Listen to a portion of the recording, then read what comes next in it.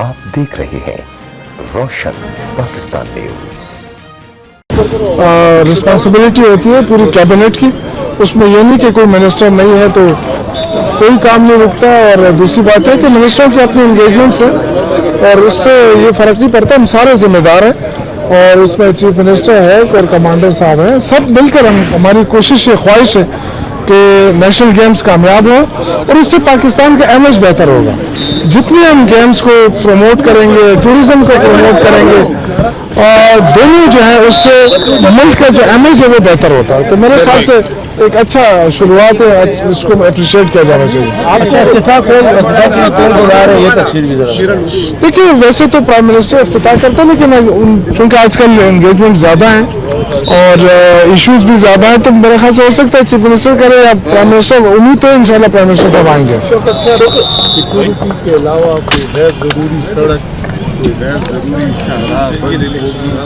नहीं, किसी से हमने तो धरने के लिए बंद नहीं किया, मार्च के लिए जो जा रहे थे हमने उनके लिए सड़कें बंद नहीं किया, हमने खुले रखे, तो हम क्यों बंद करें। देखिए इस वक्त मैं समझता हूँ कि ये अल्लाह का फजल है कि पाकिस्तान इस वक्त पुरअमन मुल्कों में शुमार होने लगा है।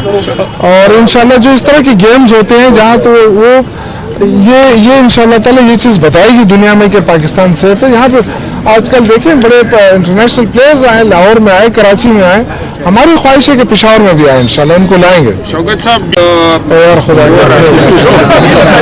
बताया जा रहा है कि जो गेम्स होंगे उसके बाद से आपको इजाफी चार्ज देने की बातें की जा रही है, तो क्या है? चलो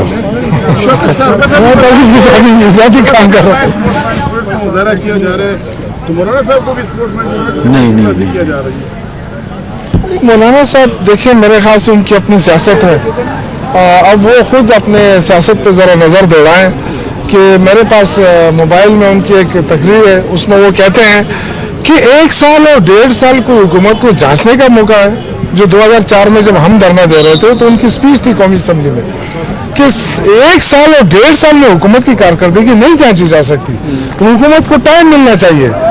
तो मेरे ख्याल से अब उनको जिसने धक्का दिया है वो पहले तो अपना वो मालूम करेगा उनको धक्का किसने दिया है। मेरी तो यही ख्वाहिश होगी कि मौलाना साहब इस मुल्क को तरक्की करने दें। इस मुल्क में बड़ा इंतशार चला है, अब ये मुल्क तरक्की की तरफ बढ़ा है। बेहतर ये है कि हम इस मुल्क को रास्ता दें कि तरक्की करें, इसके लिए रुकावटें खड़ा ना करें, इंतशार ना पैदा करें, कोई फ़ायदा नहीं होगा सिवाय इसके कि जो आपकी मईशत उठ रही है वो स्टॉप हो जाएगी। इसके अलावा क्या हो सकता है। कश्मीर का इशू था, बहुत पीक पे चला गया, जब से वज़ीर-ए-आज़म इमरान खान ने जनरल असम्बली के अंदर खिताब किया उसके बाद आप देखें इशू बन गया, हर चैनल के ऊपर सुबह से शाम तक कश्मीर का आज होता था। बदकिस्मती से जब से ये इशू आया वो इशू पीछे चला गया, मौलाना का धरना आगे आ गया। अब फ़ायदा जो है वो भारत को हो गया, मोदी को हो गया।